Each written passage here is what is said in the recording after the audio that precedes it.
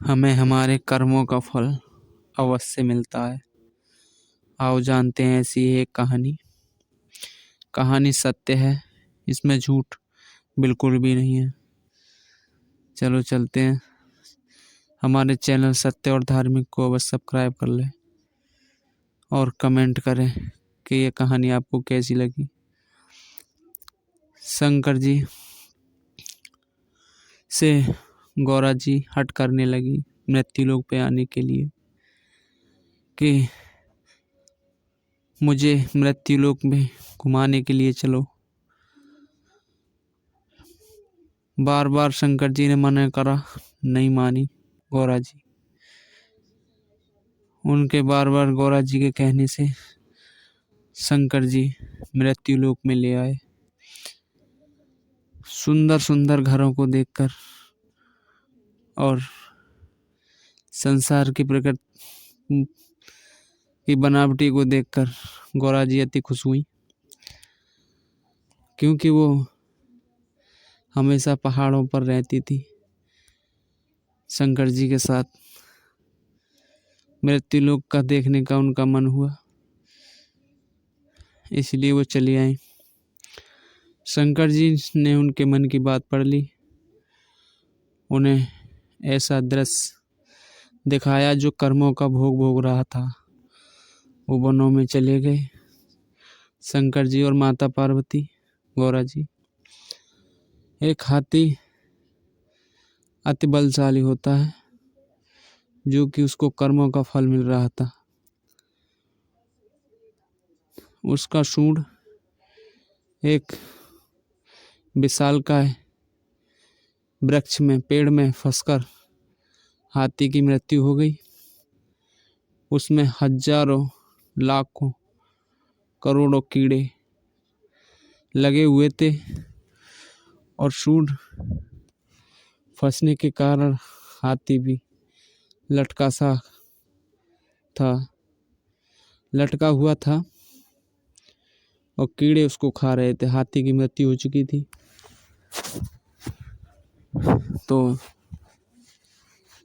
माता पार्वती बोली अपने पति शंकर जी से, देखो इसमें इतना बल होता है, फिर भी ये कीड़े खा रहे हैं इसको। शंकर जी ने कहा, ये कीड़े इसके कर्मों का फल है। जो जिसने करा है वो अपना बदला ले रहा है। गौरा जी बोली, पति जी, कैलाशपति जी, आप ये तो बताएं इसको ऐसा कर्मों का क्या फल है। तो शंकर जी ने बताया कि गौरा जी आप सुनना चाहती हैं।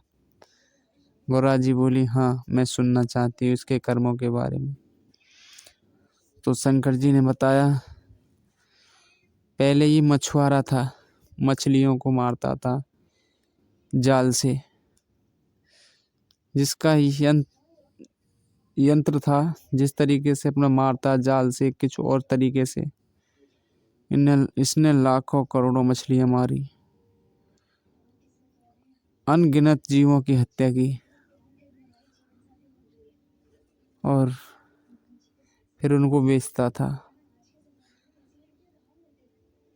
वही कीड़े इसको खा रहे हैं। इसकी मृत्यु हुई मछुआरे की मृत्यु होने के बाद ये भोगने के लिए हाथी का इसे जन्म मिला, क्योंकि छोटे मोटे जीव जंतु का अगर जन्म लेता, ये सारे कीड़े मकोड़े इसको नहीं खा पाते, इसीलिए इसको विशालकाय हाथी का जन्म मिला। और इसमें वही कीड़े जो मछलियां थी, वही कीड़े इसमें बदला ले रहे हैं।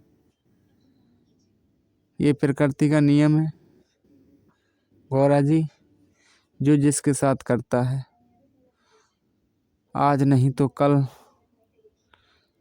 नहीं तो परसों उसे अवश्य भोगना पड़ेगा। यही प्रकृति का नियम बना रखा है। वही कीड़े मकोड़े इसको खा रहे हैं, हाथी को। तो जो जैसा कर्म करता है उसे वैसा ही फल मिलता है।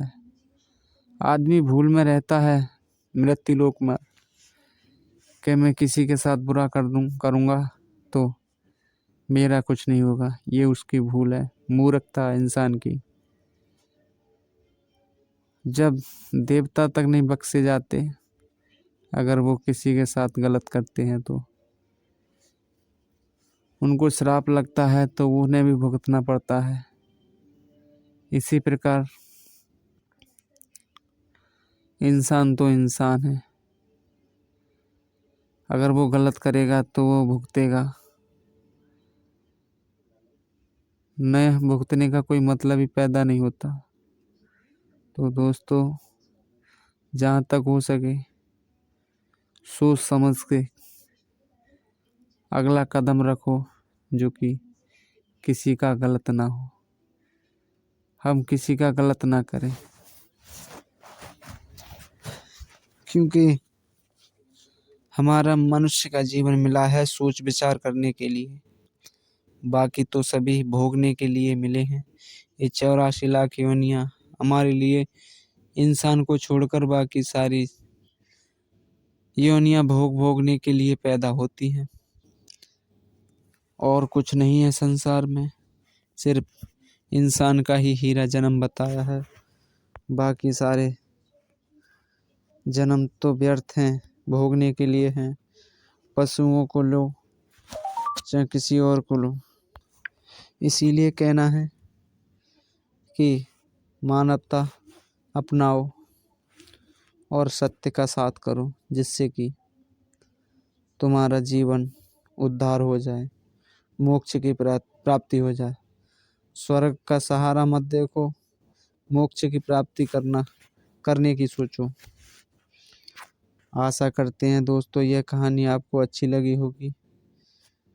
हमारे चैनल सत्य और धार्मिक को अवश्य सब्सक्राइब कर लें, जिससे कि आपको नई शिक्षावर्धक कहानी सुनने को मिले।